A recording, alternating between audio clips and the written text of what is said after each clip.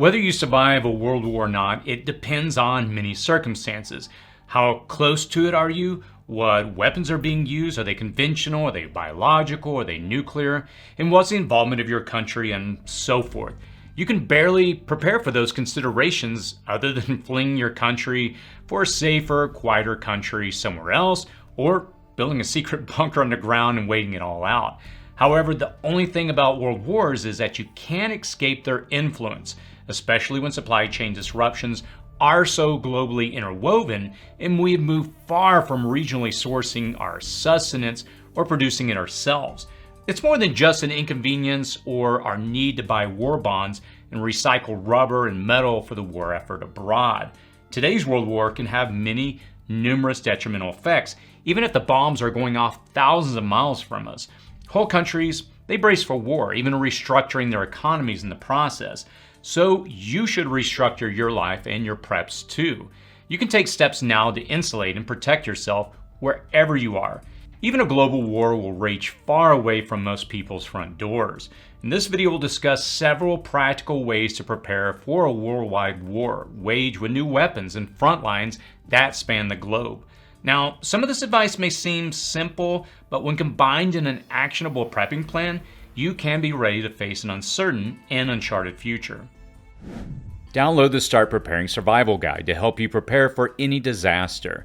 I'll post a link in the description and comments section below, or visit cityprepping.com/get started for a free guide to help you get started on your journey of preparedness. Number 1. Shortage of food. The immediate impact that everyone will face is a shortage of everything. It starts with your food. The shortage of natural gas getting to the processing plants results in smaller supplies of fertilizer. This leads to skyrocketing prices for fertilizer, which we're already seeing. This means less fertilizer for farmers and smaller crop yields. The Russian-Ukrainian conflict significantly impacts the global supply of sunflower oil, wheat, and corn. Whether these are used in other products consumed by humans or fed to animals, global markets are impacted.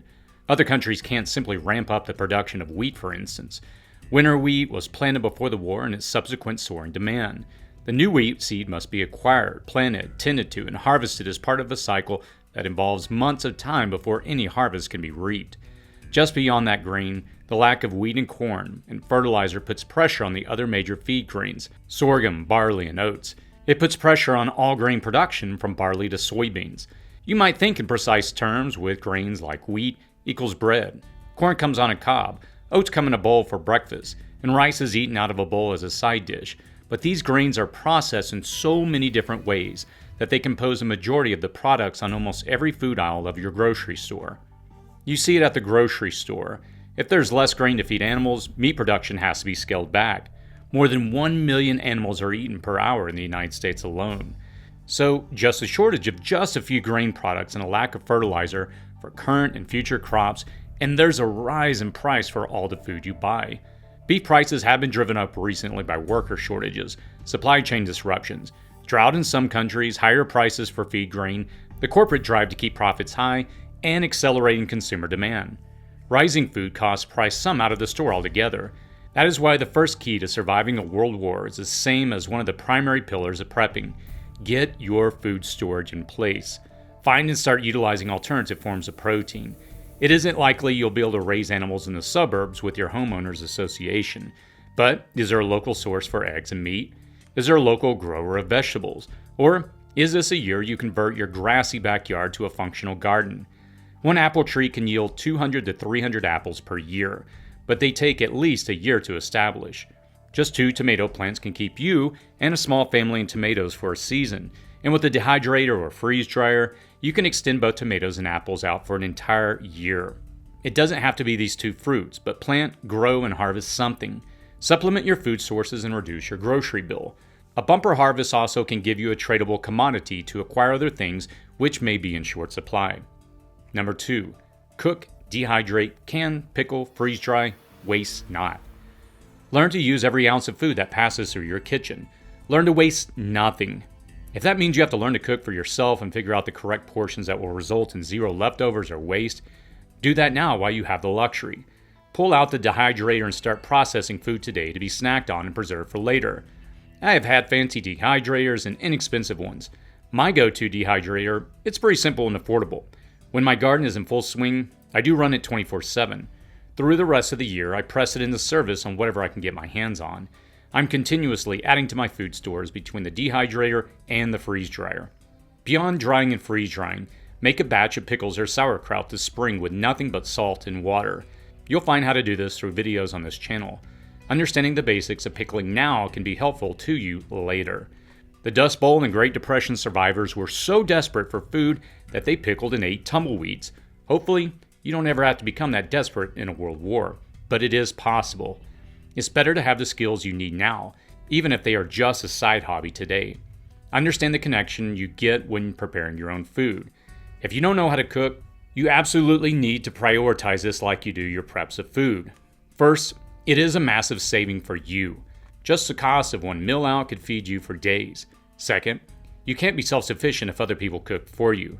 When the supply chain is significantly disrupted from a global war, prices for food from restaurants will skyrocket, and they will suffer from product scarcity even more than you. It may be hard for you to get flour if there's a significant decrease in wheat production, but imagine if you're a fast food or restaurant trying to serve up 6.5 million burgers on buns every year. Getting the wheat you need may prove to be too challenging. Growing a little bit of your food and learning the skills you need to process and cook your foods won't be enough on their own to keep you alive, unless you also have a good chunk of land and lots of dedicated time. But it's a start. You also need to tend to your overall food preps. Go beyond emergency rations of 3 days, 3 weeks, or a year. Learn how to store rice and beans. Make those purchases now and store them properly. You can still buy 20 pounds of rice for under $20. With the pressures on grains, people posturing and preparing for war, and inflation, that price isn't likely to stay that low. Dry beans are even cheaper right now. Have you considered adding 10 pounds of dried carrots to your inventory? That's also under $20. A number 10 can of freeze-dried peas that will stay preserved for up to 25 years is also under $20. The list, it goes on and on. But what you store will depend on your needs, your ability to cook it, and the cost right now. I have a video on this channel that takes you through the steps of building food reserves, and if you do just one thing, do that. That will be the single most significant key to your surviving the impacts of a global war. Number 3, market and currency collapses. At the same time that prices are going up, the currency will be bottoming out, and some markets will collapse altogether. Some investment firms have already started allocating their excess funds to bonds, defense industry stocks, and slower growth but reliable investments. We've seen for years the rich buying up land and water rights. They know that the smooth upward trajectory that leads to profit in everything from real estate to soybeans is cyclical, and it has to end somewhere, so they have been quietly buying up the most stable resources they can find. With war threatening to explode worldwide, you may see even more investors fleeing instability and seeking more stable havens for their money. I'm not one of those mega millionaires or market movers, and you probably aren't either. Still, we have to prep finances just as we would anything else. I'm also not a financial consultant, and I don't give financial advice, but I don't have to be to tell you that finances are a part of prepping. If you can refinance your house or you feel you might need to lock in a home equity line of credit for essential repairs now, you should before interest rates soar. If you have 2 cars, but one you don't drive anymore because of job changes from the pandemic lockdowns or gas prices today, now might be the time to unload that second vehicle. Get your budget insulated. Every minor changes like auditing all your subscription services and eliminating any one of them that you don't use on a regular basis can have a significant impact on your bottom line. Suppose you've never written down your expenses and income for a month and created a budget. Approach doing so now as a core prep. Some people don't think of budgeting because they always just make enough to survive, or are only late or stressed about a bill or two. Ask anyone who lives paycheck to paycheck and they will tell you the importance of a budget. Just as economies of nations adopt a wartime fiscal posture, you should too. The business you work for is likely going to contract as a result of a global war. If you work in the service industry, expect fewer customers when money gets tight. If your employment suffered from the lockdowns, you need to expect at least that again if your country gets meaningfully involved in a global war and consumers start counting their pennies. Look for ways to increase your revenue streams, tighten up your purse strings, and reallocate your assets to essentials that will get you through. Number 4, don't walk, run.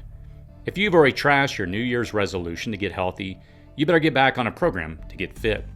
Just dropping an extra few pounds can ease joint pain, reduce inflammation, lower cholesterol, and reduce your chances of having comorbidities. You might not be fleeing across your country to a safer country as millions have recently done, but your health is an absolute number one prep. While you might lack the funds to build your preps, you don't need money for exercising. Increasing your health can reduce your dependency on the healthcare industry and even over-the-counter medications and prescriptions. You are far better off managing high blood pressure through diet and exercise than paying over $300 for 30 doses of blood pressure medicine, which also might become in scarce supply if global supply chains continue to suffer. Most of the active pharmaceutical ingredients, or APIs, are manufactured overseas. This exercise goes hand in hand with diet. If you're cooking for yourself, even with copious amounts of ghee or butter, you will be far healthier than a fast food diet of triglycerides, palm oil, sugars, and hundreds of calories you aren't burning through your daily activities. I approach health like a prep. When I meditate or exercise or run or cycle or go to the gym or work out at home, it's the equivalent of storing up preps for when the times are leaner. When I eat junk food or sit around on my couch or even sit in my office chair for too long, it's the equivalent of not doing anything to prep or even eating up my supplies. You may have heard that only the strong survive, and that's true for your personal wartime posture. One thing you will find is common to all survivors' stories. Be they people that face the element or fled a war zone for their safety, the people are all of a decent fitness level.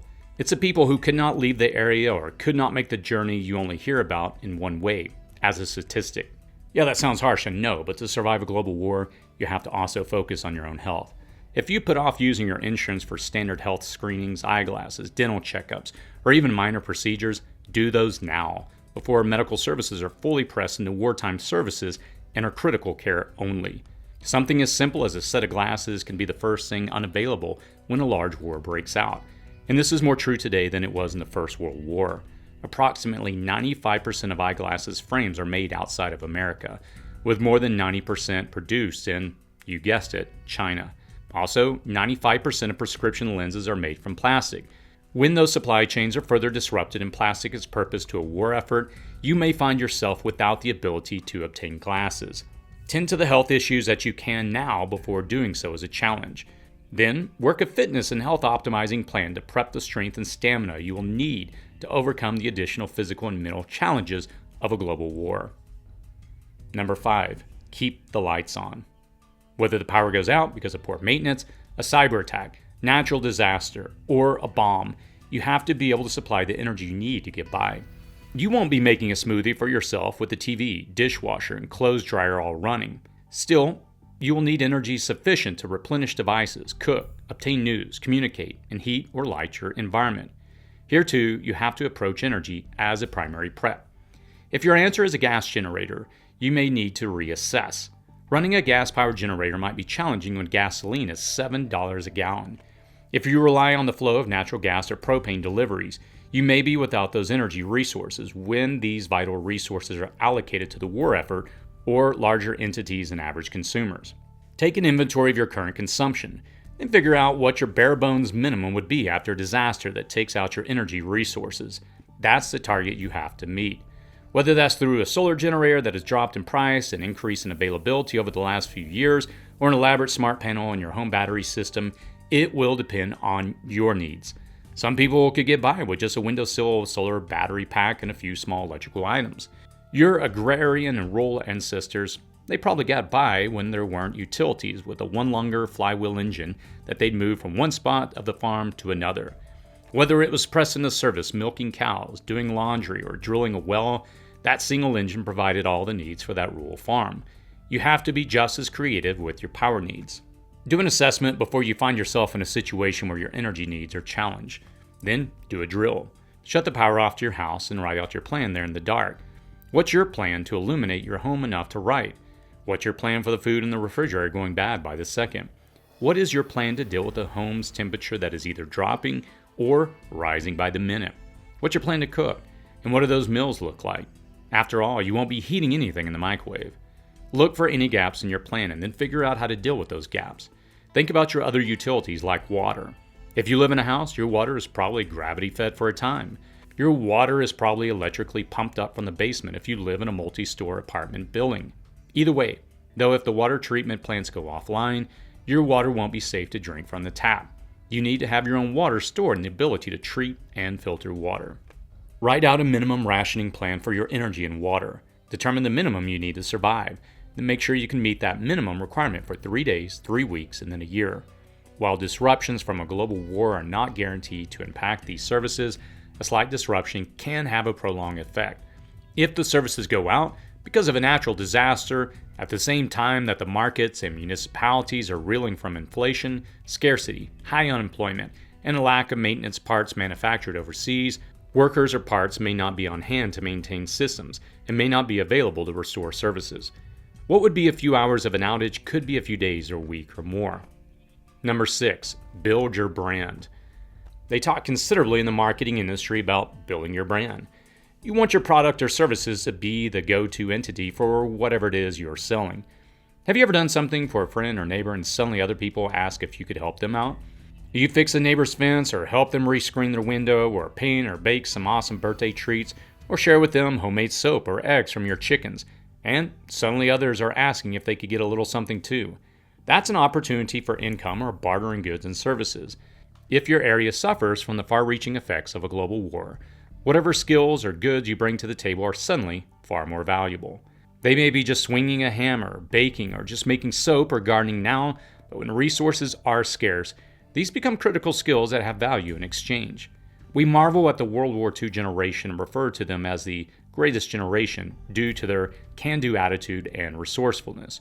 You may have a grandmother or a grandfather who could make something out of nothing, repurpose things, or even fix items. They were reluctant to throw things out, and they weren't afraid of putting in the hours needed to get jobs done. Start cultivating these connections now. If you have ever made, created, or done anything and thought, hey, I could probably sell this, now's the time to cultivate that. You don't have to be the next cookie mogul just because baking is your thing, but you could be developing your connections to raw materials and some regular consumers willing to exchange services or pay a little for your extra product. Your wood project doesn't have to be branded and sold in every store, but can you make more than one, sell the excess and fund some raw materials or equipment? You might never open your own produce store from your garden, but can you process or unload the extras instead of letting it rot or fall to the ground? Maybe you give it away for free or set up a little honor stand in front of your house for the lemons or apples on your trees, but you're forming the basis of your connections. You're building your own word-of-mouth brand. That will get you a lot further along than your currency will if the economy collapses. Find what value you bring. Find what you produce or do. When supply chains fall, it will be those with skills that will be surviving. Find your can-do attitude and your resourcefulness. Realize you are a brand. Number 7, give yourself a tech checkup. Even if a violent global conflict does not come to your door and your country's financial markets remain steady and stable enough, you could suffer from the impact of one of the newest weapons in this war, cyber attacks. In my free downloadable guide about cyber attacks, which I will link to in the comments, there are several steps you can take today to protect yourself and your assets from cyber attacks. You don't want to wake up to a zero balance in your hard-earned bank or retirement accounts. You don't want to be the door that foreign enemy hackers walk through to access other more extensive systems. Adopting a wartime posture also means defending yourself from the enemy. With cyber attacks, today's battlefield is everywhere all at once. Review your security. Put a 2-layer authentication in place. Check your account profiles. Use complex passwords that you update on a schedule. Print out essential account statements. Assess your technical life and its security. Protect yourself from possible attacks. Download the guide I've made available and work on that plan today. While you're at it, build your skills with any of the hundreds of videos on this channel. Learn what others are doing with their prepping activities and understand that when you prep for one sort of disaster specifically, you're also preparing for a host of different types of disasters. Your country is bracing for a prolonged global war, I can assure you right now, and you should stay ahead of the herd and adopt your own wartime strategy. What we're seeing out there may worsen before it actually gets any better. The conflicts, they could become far more significant and far more reaching. The total impact of this war, it is yet to be felt. And you can address the obvious things like high costs and scarcity, but you should also be building up your personal defenses and level of self-sufficiency. Your preps, they are far more than just food and water. They're also energy, health, cultivating your skills and knowledge, and securing your virtual and physical worlds. Topping off your propane and fuel tanks and stocking up on beans, canned goods, and ammo, it's only going to get you so far. But you have to build yourself, increase your self-sufficiency, and improve your can-do attitude, skills, and ability to do more with less. We are far all too dependent on a global supply chain and just-in-time or on-call services that will be the first to go when a global war breaks out. The best time to start this work was last year. The next best time is right now. What do you think? What are you doing to prepare for a potential global conflict? Let us know your thoughts in the comments below. I do try to read the comments and respond to them when I can. That's typically within the first hour of releasing a video. Also, please consider subscribing to the channel and click that bell icon that will appear next to the subscribe button if you'd like to be notified when I release a video. Please consider giving this video a thumbs up or leave a comment to help the channel grow. As always, stay safe out there.